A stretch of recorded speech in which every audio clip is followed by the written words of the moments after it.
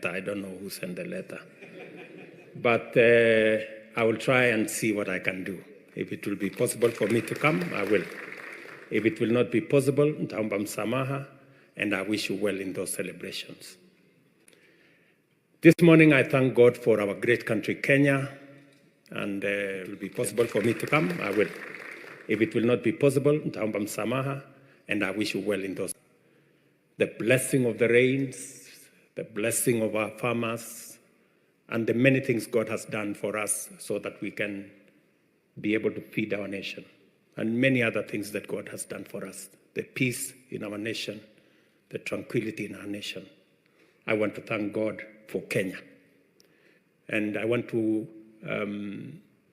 say to all of us, as we have been told this morning, it is good for all of us to know the purposes of God in our lives so that we can pursue and we can accomplish what God has planned for each and every one of us.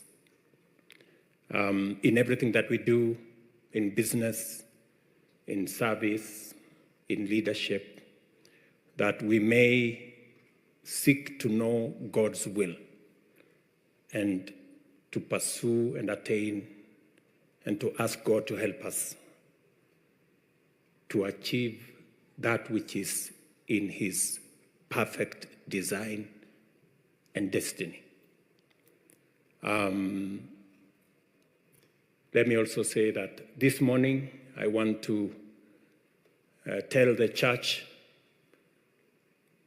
that as government, we respect our constitution.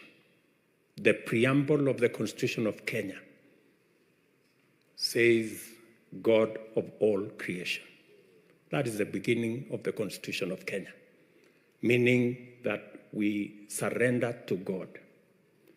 And that is why Kenya shall continue to be a God-fearing nation. And we will defend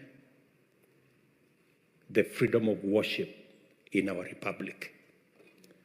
We will make sure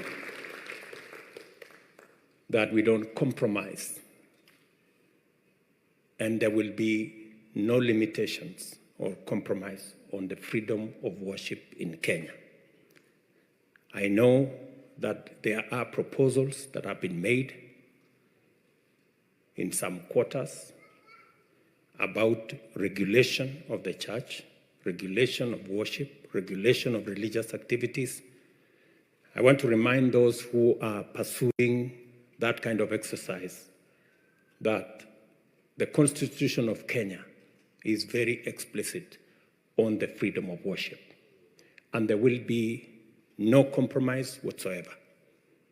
There will be no limitation whatsoever on the freedom of worship in Kenya. Because apart from what the Constitution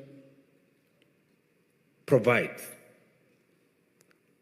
we are a God-fearing nation, and we will equally defend our faith.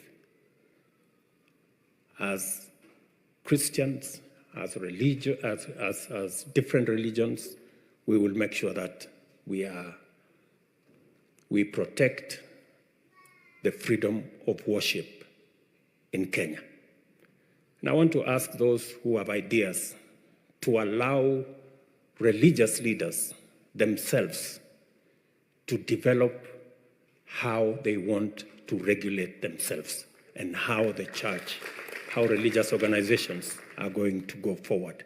Because that was the recommendation of the task force I appointed under Reverend Mutaba Mushimi, that the religious body in Kenya will decide how they want to make sure that the freedom of worship in Kenya is protected. And I want to give assurance to the church and to the religious institutions in Kenya that we will defend the right and the freedom of worship in Kenya, and it will not be compromised in whatsoever manner. And to conclude by saying that as AIC Milimani, continue to pray for our nation, continue to pray for the unity of Kenya, the prosperity of Kenya, and that all of us as Kenyans will know the will of God, will look for the will of God, pray for the will of God, and the will of God to persist and to be accomplished in Kenya. Asanteni sana kwa kunikaribisha hapa AIC Milimani leo. Nawatakia heri as you celebrate 30 years. I'm sure if I don't make it here, I will send